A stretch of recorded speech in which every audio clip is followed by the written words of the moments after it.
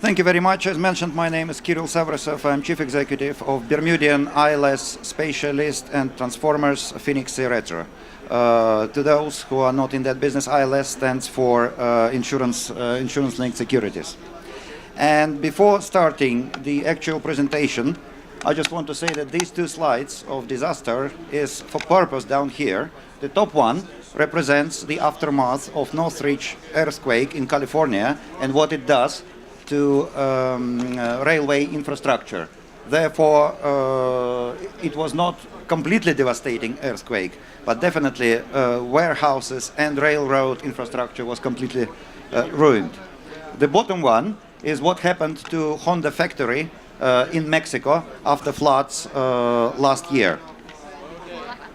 So,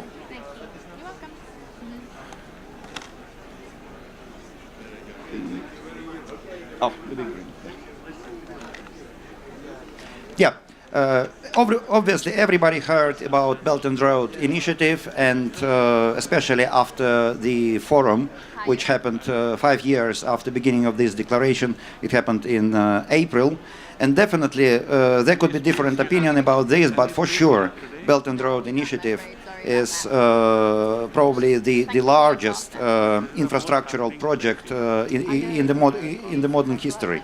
Thank you. Especially now, it is definitely going through close to 100 countries and 3 continents. So definitely this represents quite a lot of challenges, because original Silk Road had as a transport infrastructure only horses and camels. Now situation is a little bit different, and there is actually a problem. Mainland China divided from the rest of the world towards Europe with one interesting geophysical situation. This is one of the probably one of the most earthquake exposed territories of the world. And if you look into the construction of Belt and Road, where it leaves China, it goes through a very dangerous area of at least 4 or 5 countries, for which participation in Belt and Road Initiative not only ability to get infrastructural projects improved, but also very much a way how to turn their general economic development towards international trade. Moreover, this is and it's with that region, it's never been a question of if, it's always a question of when. Over here is amalgamation of information for the last 30 years for geophysical events like earthquakes. The same situation stands for flood events with the water. But when it comes to the situation with protection, there are some peculiarities for these countries. When this is a commonly known information whereby ability to get protected comes from insurance.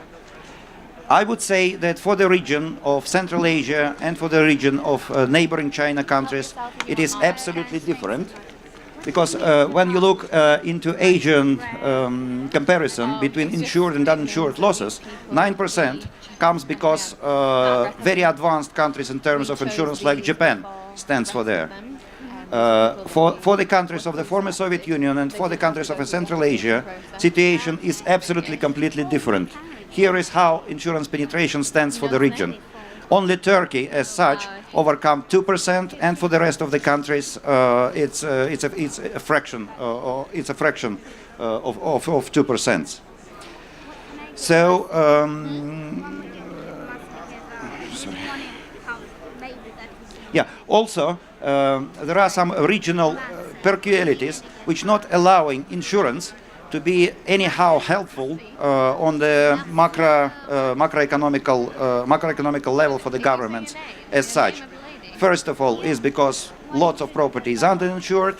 Second of all, because quite a lot of responsibilities which government takes for any damages comes from their natural position as a state. I will give you a very interesting example with 2014 Sandy hurricane, which hits northeast United States, which is the most economically developed territory of the world. Only 50% of the damage were actually insured, because the rest of critical infrastructure were basically needed to be restored by the government. That is why some very serious protection needs to be considered by those countries who are standing on the Belt and Road way, and for whom this is fundamentally important. Because being relatively poor countries, when serious disaster hits, first thing they will do is they will be saving their population and saving their own infrastructure. And those billions and billions of dollars, which is pumped into the infrastructure of Belt and Road projects and Belt and Road objects, actually will not get any help to get restored.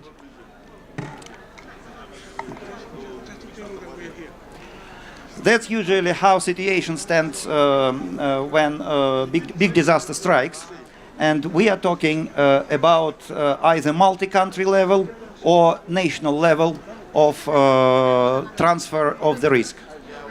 Unfortunately, multi-country approach for the countries of the region is not possible because they are fragmented geopolitically, even mentally, and they cannot be working like situation works with a Caribbean insurance facility or like with African Union.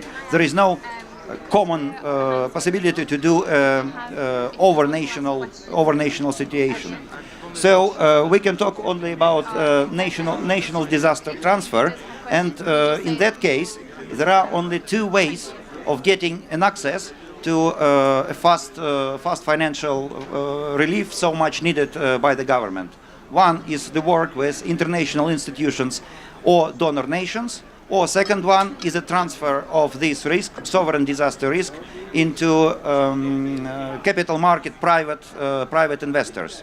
However, when it comes to a post-Soviet Union territory, working with international institutions may raise some questions with them.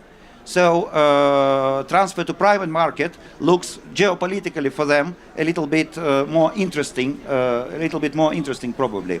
And investors always is gonna cherish this, because investors are not politically engaged, and they have a very big in insurance-linked securities, especially in catastrophic bonds issuance.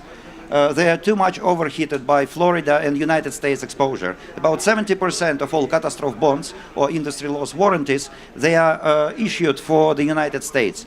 So especially after a couple of bad years with large hurricanes in the US, investors will be looking for so-called intra-class diversification, whereby any new territory or any new peril definitely will be oversubscribed, simply for them to get it diversified further.